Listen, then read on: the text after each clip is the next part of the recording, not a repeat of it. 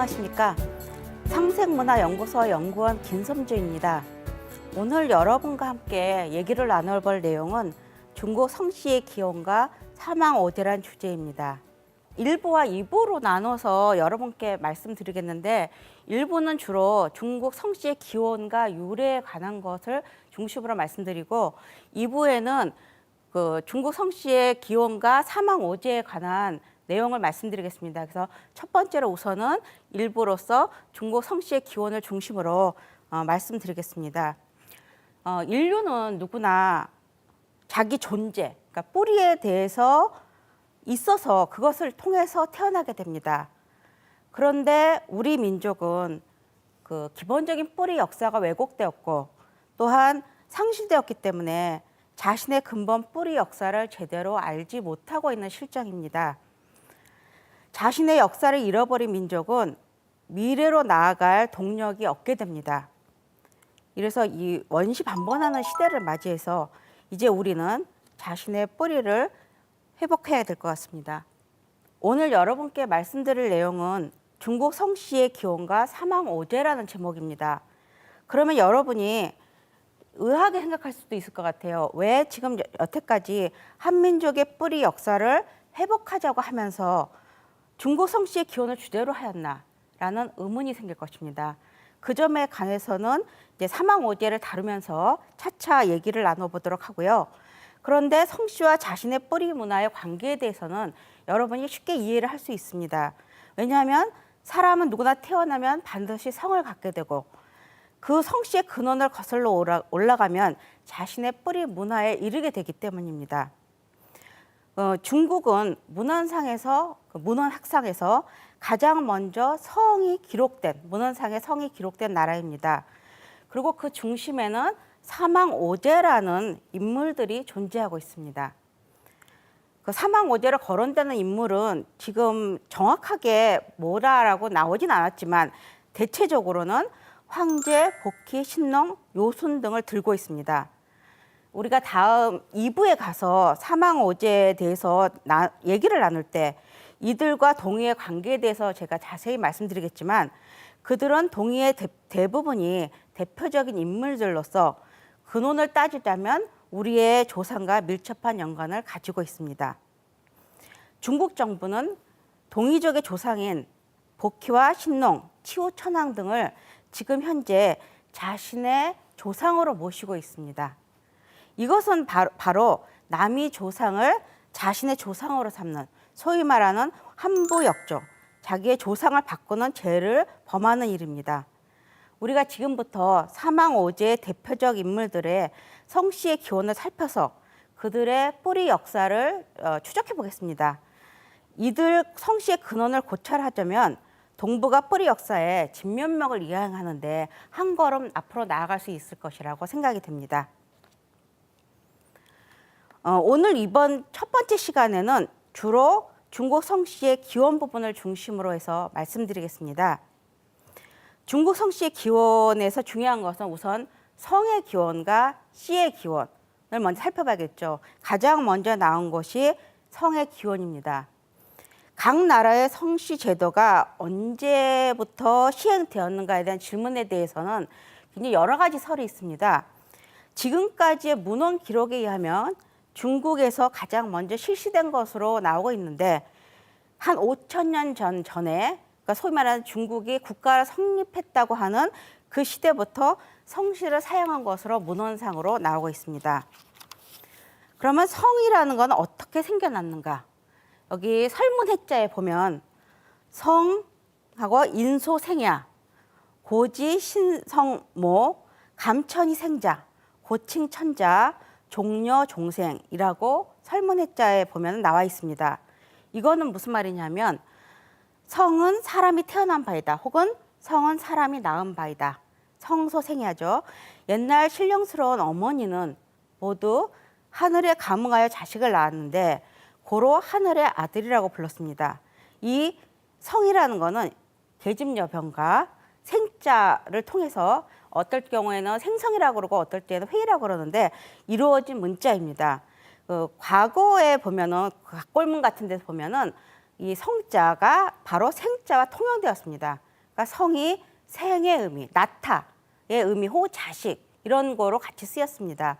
그러다가 성이라는 의미가 본격화됨으로써 성과 생이 분리되기 시작하였습니다. 설문해자에서 설명하였듯이 성과 생이라는 그 자체에 이루어진 글자인 여와 생으로 이루어진 성이라는 것은 중국의 가장 오래된 성이라고 볼 수 있습니다. 그래서 대표적으로 사씨라든지 시씨라든지 뭐 이런 그 요씨라든지 영, 강 이런 성들이 주로 있는데 여러분이 보시면 알겠지만 대부분이 옆에 부수가 괴짐자자입니다. 이거는 무엇을 의미하냐면은 성이라는 것이 목의 시족사회의 산물임을 말해주는 것입니다. 그런데 북의 사회로 가면 당연히 이 성이라는 의미가 그럼 변할 수밖에 없게 되겠죠. 이는 또한 강수라든지 희수라든지 요호 등 그들이 거주하는 지명이나 산 혹은 강을 그 성씨의 이름으로 삼았습니다. 이 또한 중국의 성은 뭐와 관련이 있냐면 토템과도 밀접한 관련이 있습니다. 목의 사회의 산물인과 더불어서 토템하고 밀접한 관계가 있는데 중국이 소위 말하는 하상주 혹은 하원주라 그러죠. 하상주의 성인 사자와 사자는 하나라의 성씨입니다. 그다음에 상나라의 성씨인 자자와 주나라의 성씨인 희자 모두 토템의 근원을 두고 있습니다. 예를 들어서 보면은 세본이라는 곳에 나와 있기를 사에 대한 유래에 보면 우리 모친 수기는 율무라는 식물을 삼키고 임신하여 우를 낳았다라고 해서 이것이 율무 토템, 율무가 의이죠. 중국에서 쓰일 때는 토템입니다. 그 하족이 어떤 토템을 갖고 숭배했는지에 대해서는 일치된 것이 없지만 성씨 자체에 보면은 율무 토템에서 나왔다는 것을 볼 수 있습니다. 왜냐하면은 이 이의 이자와 사자의 사성의 사자는 과거에는 같은 의미로 통용되었습니다. 지금은 우리나라 발음으로 해서 달라졌지만 그 당시에는 같이 쓰였기 때문에 이 사라는 것은 이라는 것에서 나왔다. 그래서 율무 토템이라고 부르고 있습니다.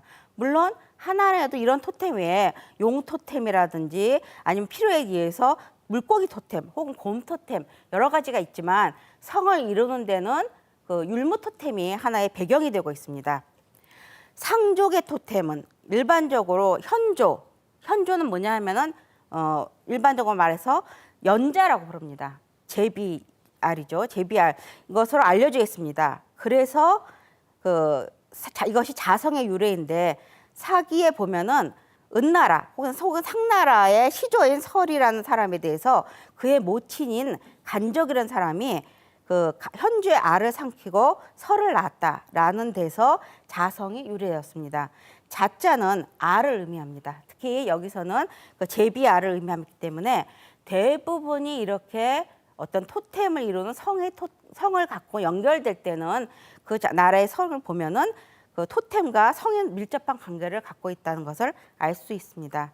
그러면 이 처음에 생긴 것이 성인데 우리가 일반적으로 말할 때 성을 말할 때는 성씨라 그러죠. 지금은 성이라는 말보다는 무슨 씨라는 씨라는 의미를 많이 쓰이고 있습니다. 그러면 성과 씨는 어떻게 기능을 했고 통합이 되었는가라는 점에 대해서 잠깐 살펴보겠습니다. 통감외기라는 것에 보면은 성은 씨의 근원이고 씨는 성의 분파다. 성은 혈통을 구분해 주지만 씨는 자손을 구분해 준다라고 되어 있습니다. 그 송대 사학자인 정초의 통지 시종약이라는 것이 있는데 이 시종약이라는 것은 그 중국 성씨를 이해하는 데 가장 중요한 문헌입니다. 그래서 시종약을 통해서 중국 성씨를 이해하는 데 많은 자료를 얻게 됩니다. 우리나라의 성씨를 보기 위해서는 이러한 중국 그 시종약과 같은 문헌이 없기 때문에 사실은 굉장히 힘들고 어렵지만 이 어떤 중국에서는 초기부터 적어도 초기부터 이런 시족에 대한 그 자료가 굉장히 발달되어 있음을 볼 수 있습니다. 여기서 보면은 3대 지전의 성씨 분이 위.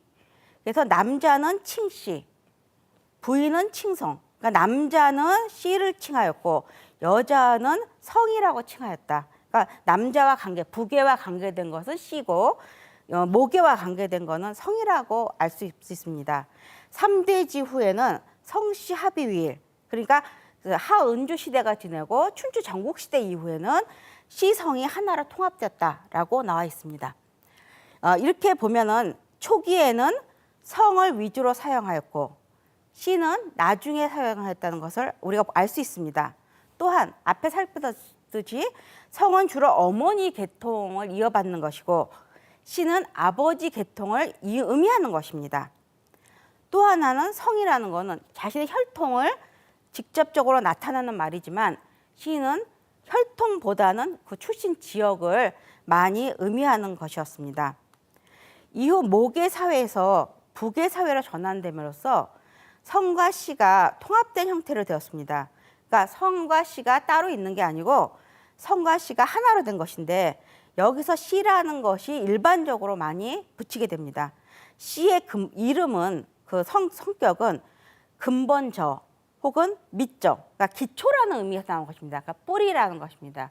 그러니까 이 씨는 주로 국명이나 지명에서 따왔지만 그 근본적인 자료로서는 자기의 그 뿌리를 알 수 있다라는 데서 이름이 시작되었습니다. 우리가 중국의 성씨를 살펴보기 전에 잠깐 서양하고 한국하고 일본의 성씨 현황에 대해서 잠깐 살펴보겠습니다. 주로 이제 한국의 성씨와 관계된 거를 주로 살펴보겠는데요. 그 서양의 성씨에 대해서 보면은 성씨가 나타나는 것은 당연히 문화권마다 차이가 있습니다. 같은 서양이라도 고대 로마에는 가문마다 이름이 있어서 그 성씨 역할을 했지만 그보다 더 먼저 문화권을 형성했다는 그리스에서는 성씨가 없고 이름만 있었다고 합니다. 예를 들어서 여러분이 잘 아는 플라톤, 소크라테스, 아리스토텔레스 이런 사람들은 모두 그냥 이름만 불렀죠. 어떤 성이 없었습니다.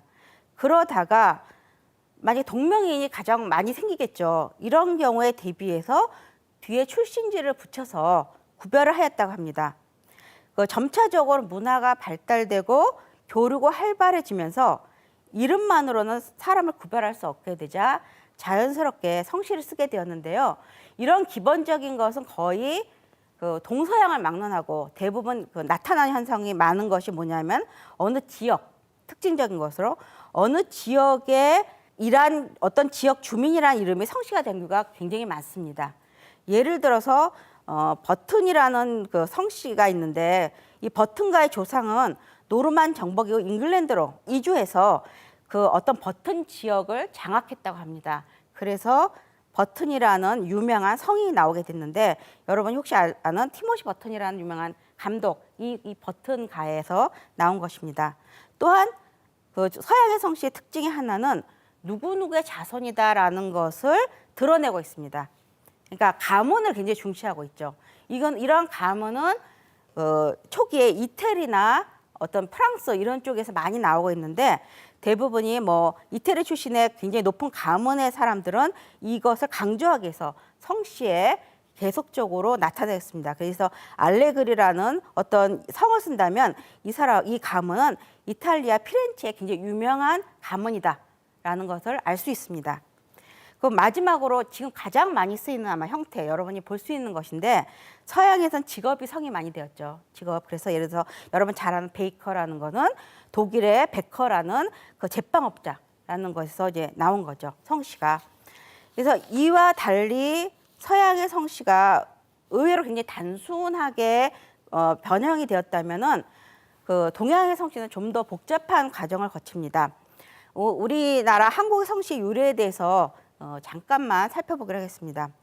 한국에서 성씨는 고대 국가의 형성기부터 나타나고 있습니다. 고구려에 대해서 먼저 살펴보기로 하겠습니다. 고구려에 여러분 잘 아는 고주몽이 있죠. 고씨성을 가진 고주몽.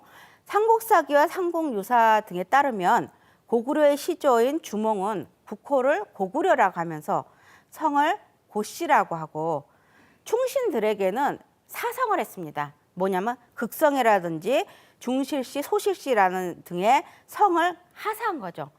그러니까 고대에는 국가가 성립하고 나서는 이러한 사성이 굉장히 발달합니다.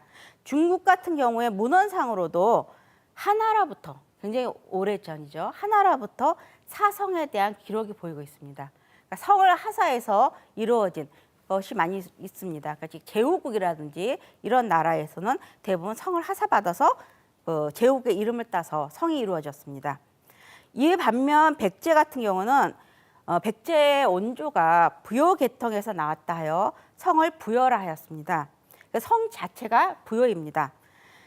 그래서 부여로 시를 삼았다. 부여위시라는 기록이 삼국사기 백제 본기에 나와 있습니다.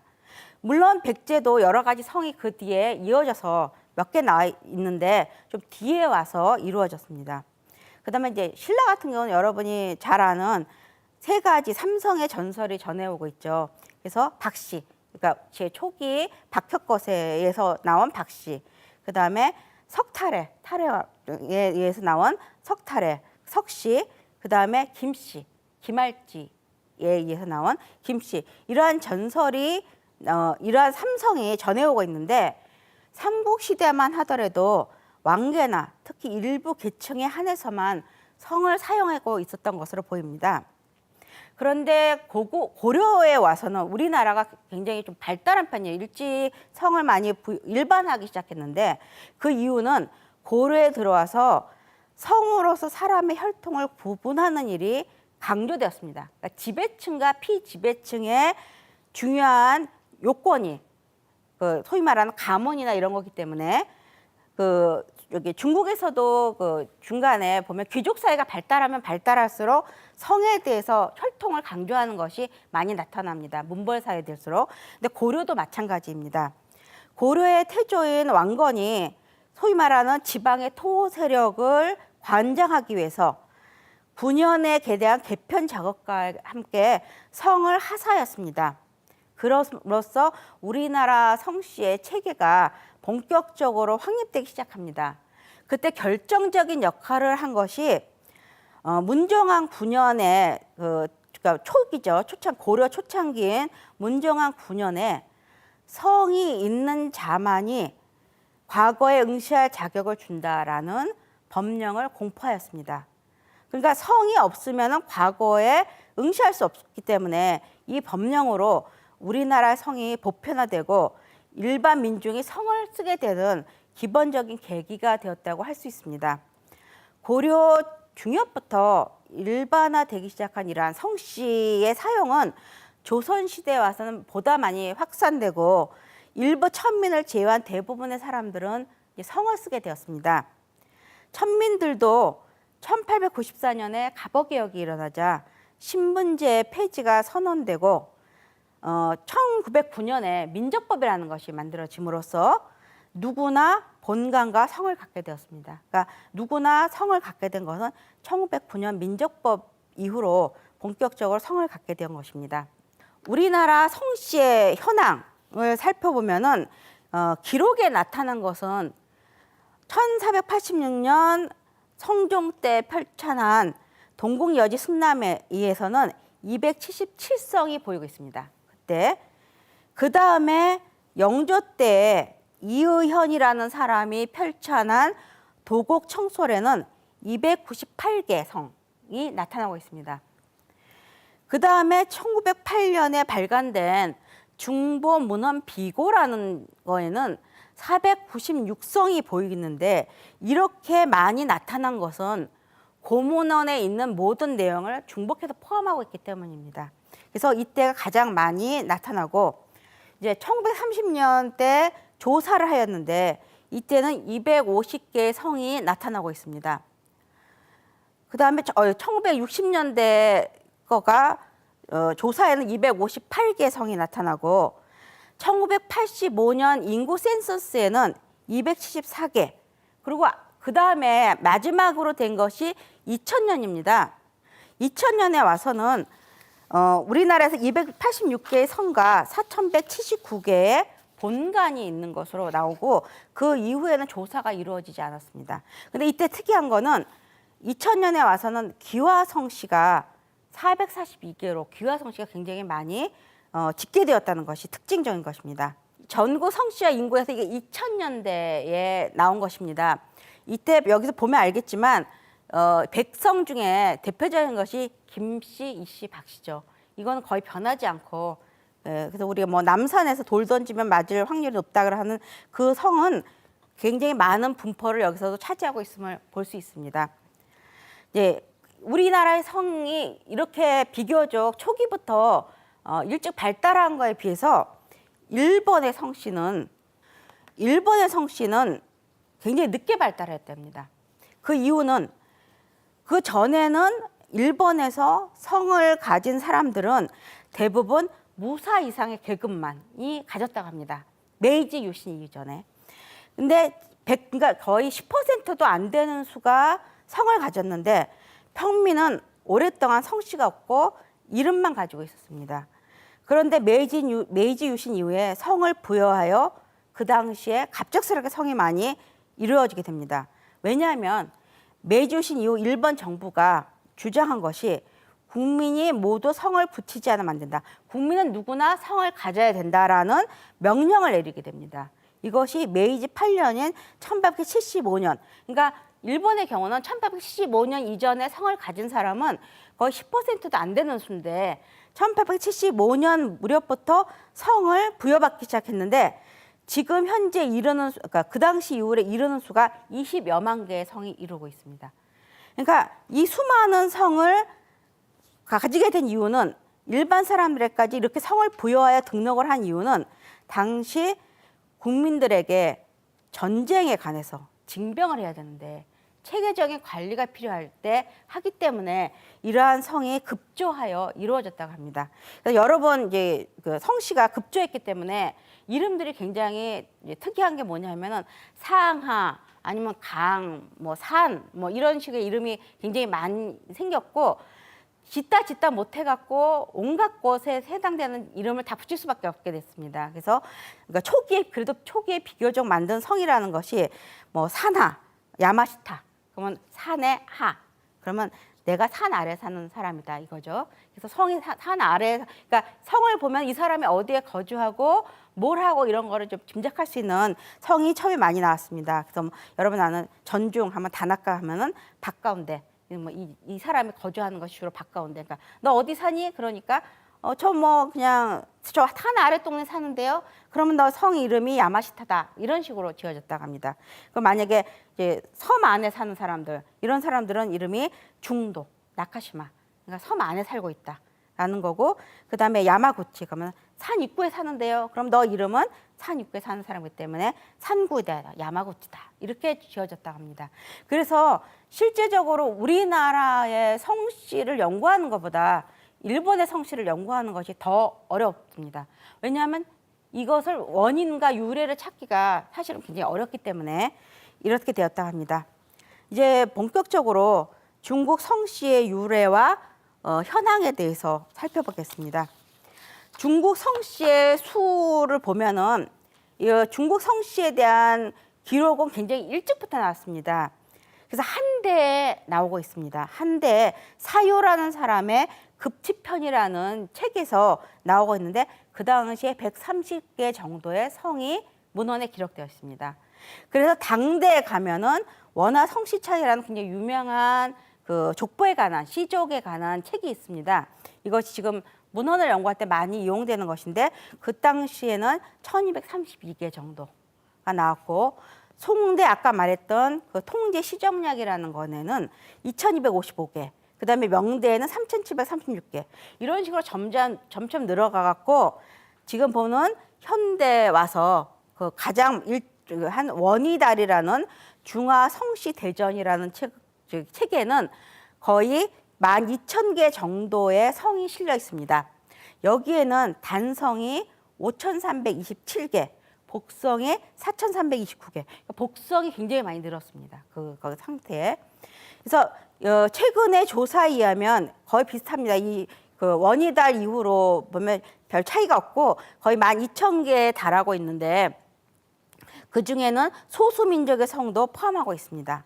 그 최근에 한족이 사용하는 성은 거의 3,500개 정도라고 합니다.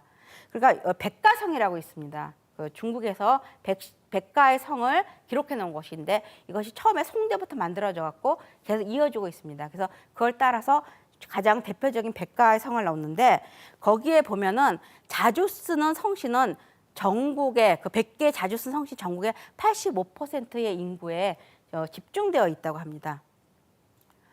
그리고 그 애틀랜틱 월간지라는 그 중국 문제 전문 해당되는 그 사람이 거기에 기재한 내용에 보면은 중국 성씨 지리 분포라는 문장을 실었는데 여기에 보면은 그 87% 중국 인구가 100개 상용 성씨를 사용하며 그중에 5분의 1 중국인들이 우리나라 기미박을 능가하게 이씨, 왕씨, 장씨 성을 사용합니다. 그러니까 우리나라 인구수에 비해서 이 중국 인구수는 엄청 많으니까 거의 지금 13억을 능가하는 인구수니까 거의 3억에 가까운 지금 거기 그 당시에는 2.75억 정도의 인구가 이씨 아니면 왕씨 아니면 장씨라는 것입니다. 이렇게 많은 성을 차지하고 있습니다, 현재.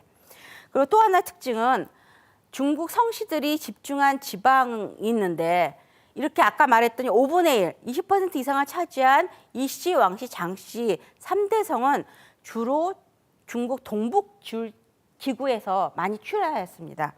이 지방들에서는 그렇기 때문에 이 이씨, 왕씨, 장씨가 한족의 성씨이기 때문에 이 지방들에서는 중국 한족 인구 비율이 가장 높습니다.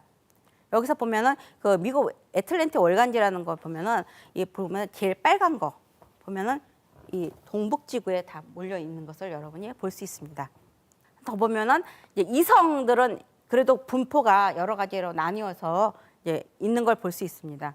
각지에 분포했지만 많이 분포한 지역은 이제 이렇게 나누어질 수 있고, 그다음에 이제 여기는 이제 성을 갖고 했는데 주로 그렇지만 이제 이 성은 골고루 분포된 비해서 왕씨나 장씨는 한쪽으로 몰려 있는 것을 볼 수 있습니다. 이것이 볼 수 있고, 그 다음에 했는데 근데 지금 현재 그 모든 성이 그러면은 다 동북지구에 몰려 있느냐 그런 건 아닙니다.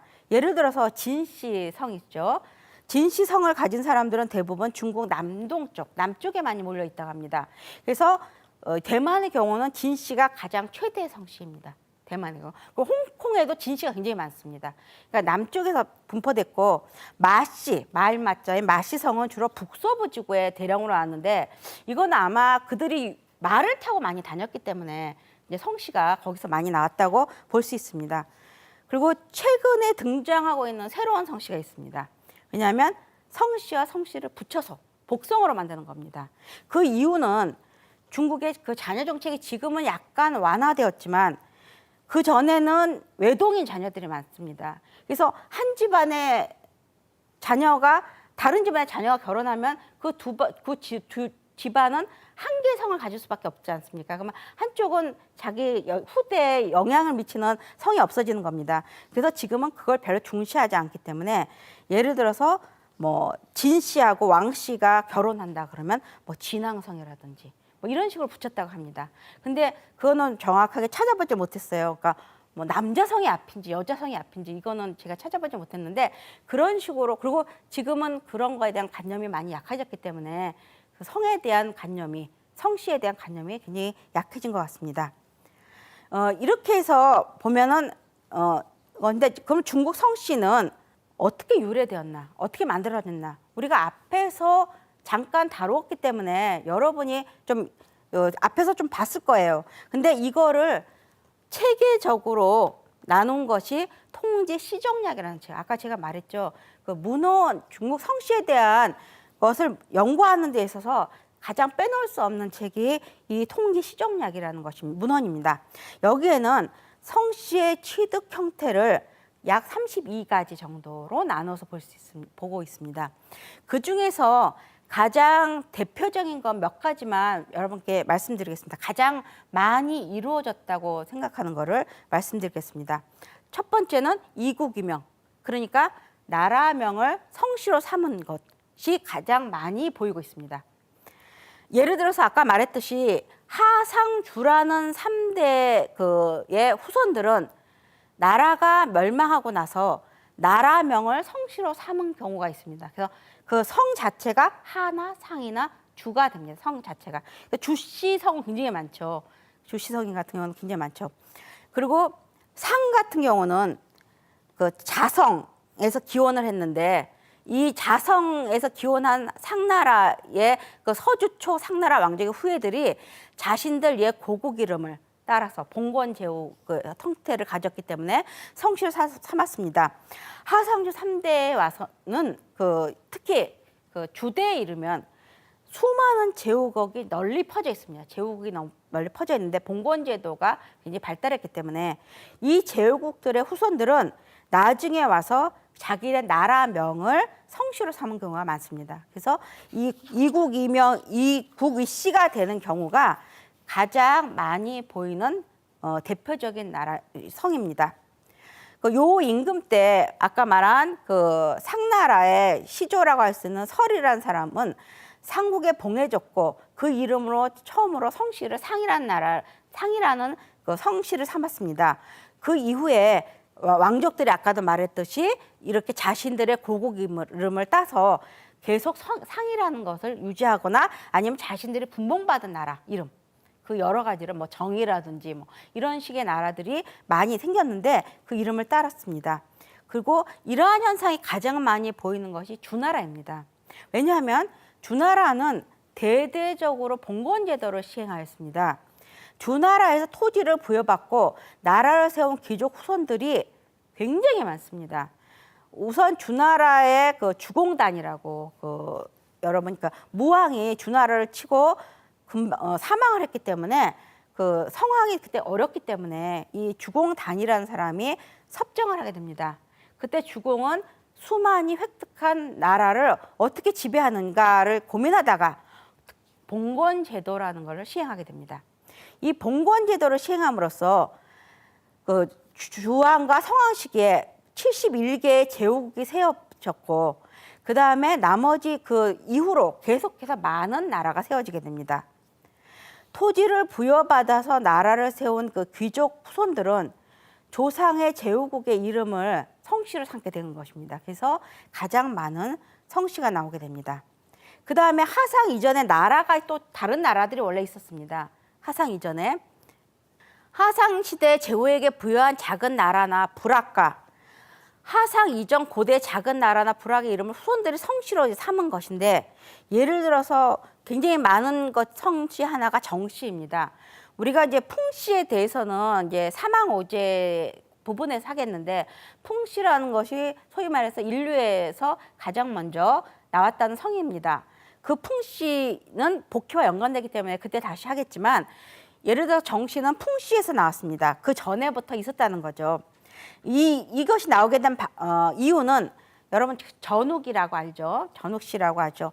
그 사람이 그 어떤 사람을 임명해서 제사를 보게 하고 또 어떤 사람을 임명하여 무슨 불을 다스리는 일을 하고 이렇게 하여서 그런 사람들의 후손이 정이라는 곳에 봉해집니다. 왜냐하면 굉장히 중요한 역할을 한 사람들의 후손이기 때문에. 그래서 그들은 나라를 세우고 정을 성씨로 삼게 됩니다. 또 하나의 특징은 이역지국. 그러니까 다른 서주 분봉제도 시기에 고대 소수민족의 활동 지역 내에 나라를 세운 제후국을 말합니다. 이것은 예를 들어서 주문왕은 자기의 막내 아들을 적이라는 지역에 봉했습니다.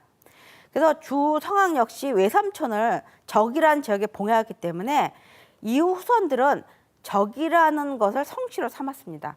사실 적이라는 것이 의미가 한문의 의미는 별로 안 좋은 것 같지만 이들은 자신의 봉해진 지역 따라서 이름을 만든 것입니다. 그 다음에 두 번째로 이제 많은 것 중에 하나인 것은 이지위씨, 거주 지명을 성씨로 삼은 걸 의미합니다. 그러니까 지명이죠. 여기에는 여러 가지가 있습니다. 뭐 산 이름도 있고 물 이름도 들어갈 수가 있고 방위, 동서남북 이런 여러 가지가 들어갔는데 그 중에 하나가 대표적인 것이 어떤 동문, 서문, 남문이라는 성이 있습니다. 이건 다 그들이 거기 살았기 때문에 그 살던 주거지에서 나온 것입니다. 예를 들어서 동문이라는 이름을 가진 것은 춘추시대 노나라 장공의 아들 수라는 자가 양중인이었는데 이 사람이 도성의 동문 쪽에 살았습니다. 그러니까 위치가 동문이라서 살았기 때문에 이 사람 이름을 동문 양중이라 불렀습니다. 양중이라는 사람의 이름을. 그래서 그 후손들이 그 살던 동문을 성씨로 삼은 겁니다. 이런 식으로 한 것이 굉장히 많습니다. 그러니까 지역. 이거는 보면 아까 말한 일본이 처음에 그 지역을 했던 그거와 좀 유사한 성향을 갖고 있습니다. 그리고 이건 서양에서도 많이 보이죠. 그러니까 이 자기가 살던 지역을 중심으로 성을 만드는 거는 동서양을 막론하고 어디나 있다고 볼 수 있습니다. 그 다음에 세 번째로 이것도 또한 많은 것. 근데 이건 앞에서 좀 많이 다루었습니다. 이성희 씨. 이건 뭐냐면 고대 시족 부락의 명칭인 성을 성씨로 삼은 걸 의미합니다. 이거에는 아까도 봤던 여러 가지 성이 같이 곁들이는데 예를 들어서 희성, 주대를 만들었던 희성, 아니면 풍성도 그 초기에 있었던 강성, 신농의 강씨, 그다음에 요성, 순의 요씨. 이건 다 어떤 부족명, 시족명에서 나온 것입니다. 그래서 염제 신농씨, 그러니까 우리가 다음에 이제 볼 사망오제를 다룰 때 굉장히 중요한 인물이죠. 강씨의 그 원류가 이 염제 신농씨는 강수에서 살았다. 그래서 강이라는 성을 불러 붙였으며 황제 헌어는 희수에서 살았다 해서 성을 희라고 했습니다. 순임금은 요호에서 살았기 때문에 요라는 성을 불렀습니다. 그 지역에 따라서 붙였습니다. 그리고 또 하나 이제 그 대표적인 것이 이제 우라는 사람. 우라는 사람이 누구냐면 하나라를 세운 우임금이죠. 우임금이 순임금을 도와 다스린 공로로 하나라의 통치자가 되었는데 그 자손의 후예가 자신의 그 조상의 이름인 우를 따라서 붙인 것입니다. 이것도 일종의 이제 시족과 관련된 것이라고 볼 수 있습니다. 그 다음에 이건 순수하게 이름을 성씨로 삼은 것을 의미합니다. 이거 요나 순이나 무, 탕 이전에는 천자를 이름으로 불렀고 후손들은 그 이름을 성씨로 삼았습니다. 그래서 그 중에 여러 가지 케이스가 있는데 예를 들어서 제왕의 이름을 딴 것이 있죠.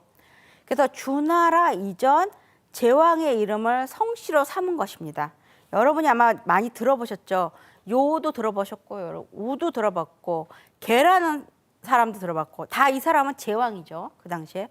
탕이라는 성탕, 그다음에 갑, 이것도 상대, 그다음에 옥, 괴 이런 사람들은 소위 이런 성씨는 좀 특이하지 않습니까? 근데 이건 다 그 사람의 제왕의 이름에서 나왔다고 볼 수 있습니다.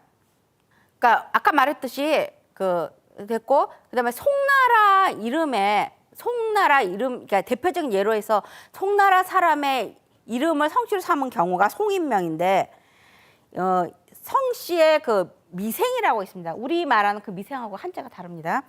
그 미생이라고 있는데 이거는 자성이라는 데서 기원했는데 서주초 상나라 왕족인 미자개가 송나라에 봉해졌으며 춘추 시대에 이제 송나라가 망하게 됩니다. 춘추 시대 와서.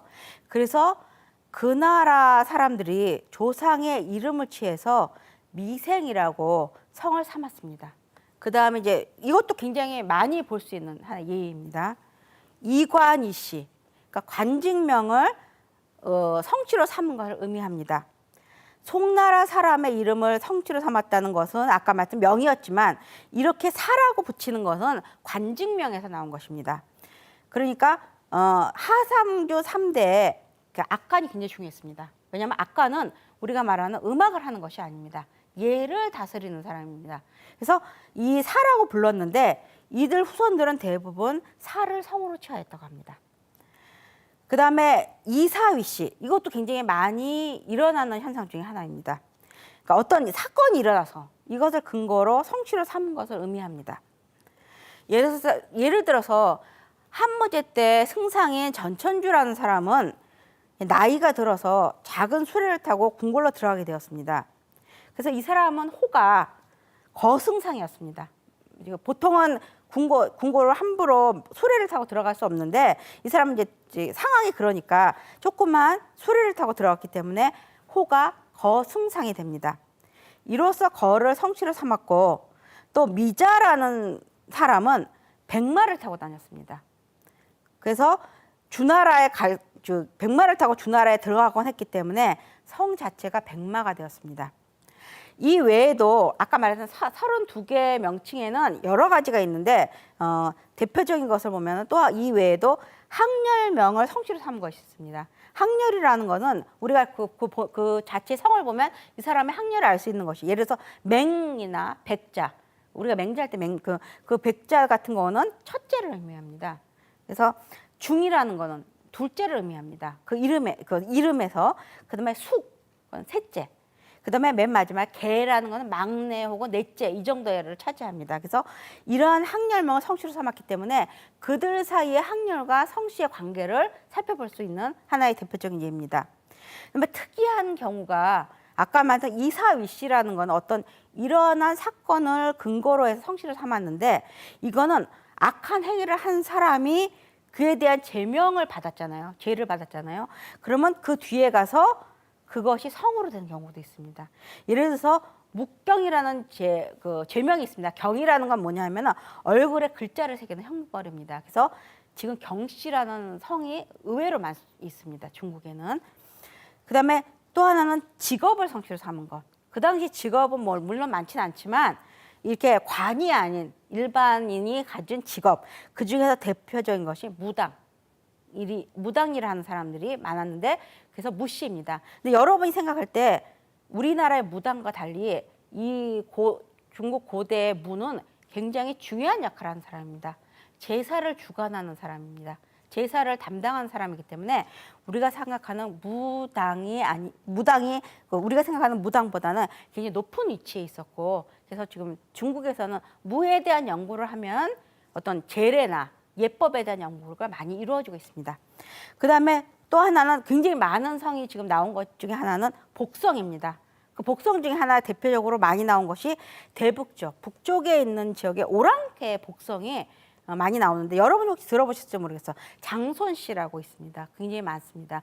이 사람은 당나라의 장손묵이라는 사람의 성이 되는데요. 그러니까 중국의 북쪽에 있는 대북 지역에서 온 성입니다. 또 우문씨가 있습니다. 이 우문씨는 주로 흉노 쪽에서 많이 보이고 있는 성입니다. 이런 거에서 왔기 때문에 복성으로서 지어졌고요.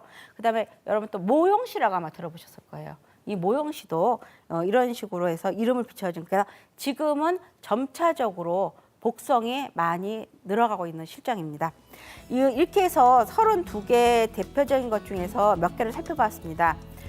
오늘은 일부로서 중국 성씨의 기원과 사망오제에 대해서 주로 중국 성씨의 기원과 유래에 대해서 살펴봤습니다. 다음 시간에는 주로 사망오제와 중국 성씨의 관계를 중심으로 해서 살펴보겠습니다. 감사합니다.